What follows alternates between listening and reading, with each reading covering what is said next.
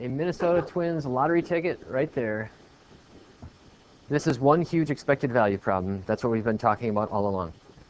Right? The ticket cost, I circled it, tried to mark it for you. The ticket cost $5 to play. All right, $5 to play to buy the ticket. And this is right off the state website. I printed it in 2007, so who knows if it's still there. All right, but the first column that you have to win is all of our outcomes. If you want to talk about what does this game do, but remember what we've talked about lately is we've talked about, let's talk about us. We're buying the ticket.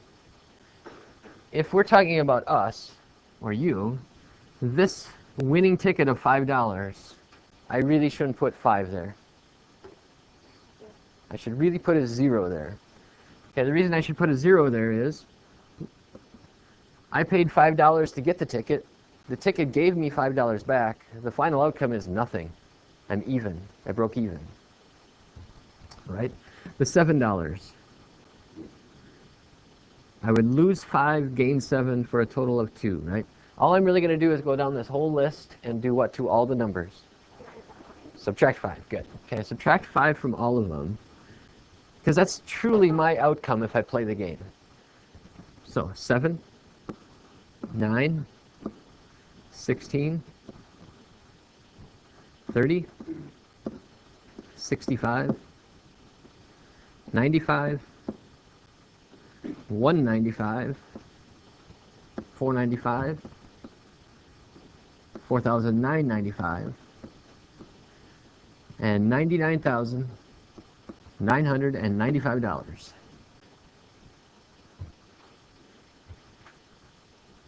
Okay, the first column in what the state puts out on the website is our outcomes.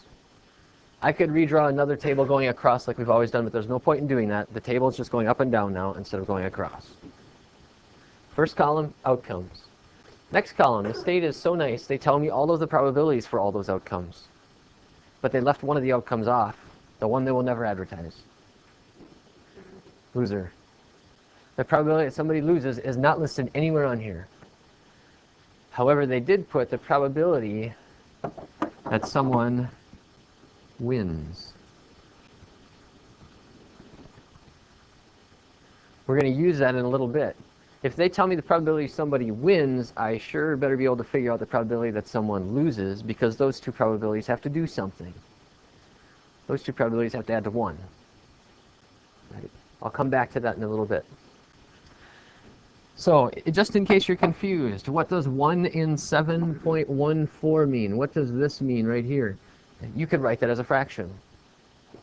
1 over 7.14. Now I could go down the list and rewrite all those. I'm not going to do it right now, because it's just 1 over, 1 over, 1 over. Just keep doing it. This whole problem is set up very nicely for me to do expected value. Remember how to do that. You should be thinking outcome times its probability. Do that over and over and over again, and you'll get expected value. So for this problem, what I'm going to do is I'm going to start expected value right here. To do the expected value, I'm going to look at the first scenario. The first scenario at the top, the outcome is 0. I broke even. So outcome times probability. The probability is 1 over 7.14, just like that. Plus, if you know what's going on, you've been with us the last couple days, you will start to realize that Mr. Henderson's going to write a lot of stuff right now. The next thing is going to be 2 times 1 out of 25 plus 7 times 1 out of 33.33 plus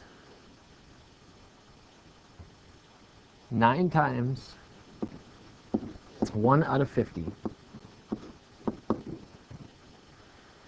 plus 16 times 1 out of 50 plus 30 times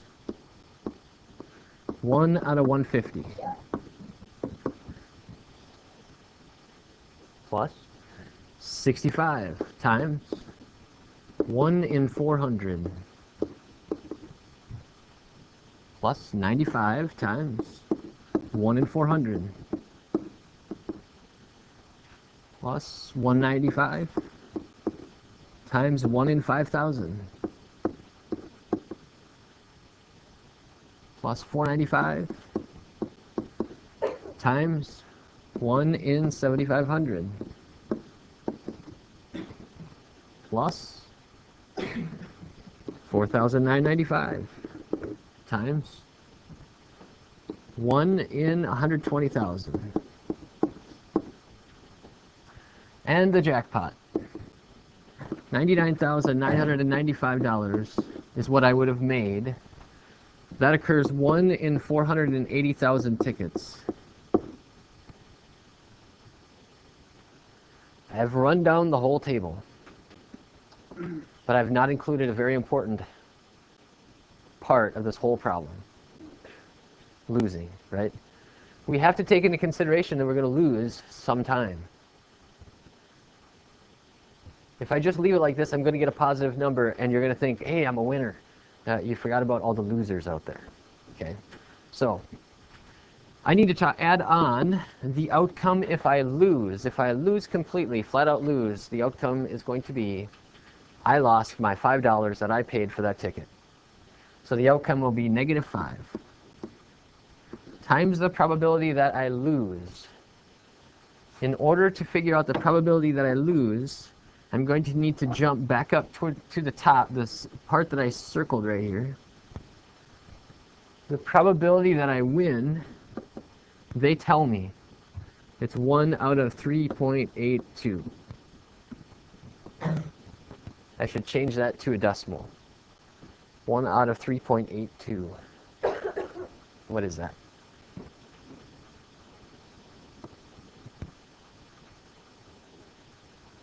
.382. Good. 0.382. That's the probability that somebody wins. 0.382. It makes me nervous. Did you do 1 divided by 3.82?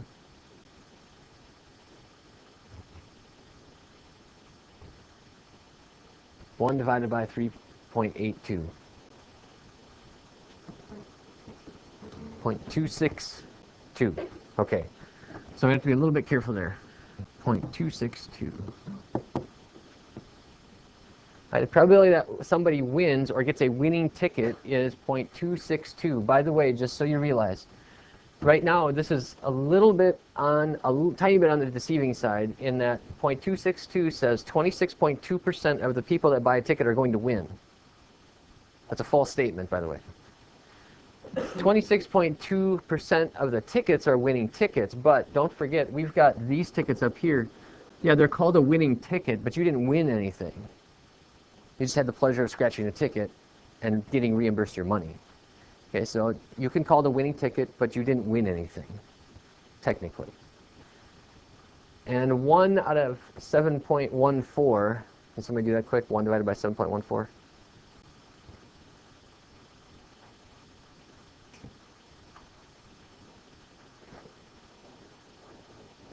Okay, 0.14. So really, 26% are winning tickets, but 14% are actually break-even tickets. 26 minus 14 is actually 12. It's actually 12% of the tickets are actually money-winning tickets, if you think of it that way. Right, so let's finish this problem off, though. The probability that I win is 0.262. The probability that I lose is going to be the rest of the time. Remember what has to happen with these numbers right here. They have to add to 1. So if I go 1 minus 0.262, I will get 0.738. 0.738 is the probability that I just flat out don't win anything. I lose my $5. That is the number that goes right here to complete our expected value.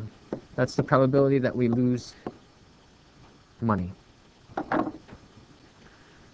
It is all set for us. A lottery scratch game, and I've got a couple more of these, but we won't do more today, is that we could sit here and we could analyze. I could give you 3 games and ask you which one's the best one to play. That question is just saying which one is the least negative for you, if you know what I mean. So add them all up, and that's what I need you to do right now. Take about 2 minutes, type it all in, and then we'll take a look and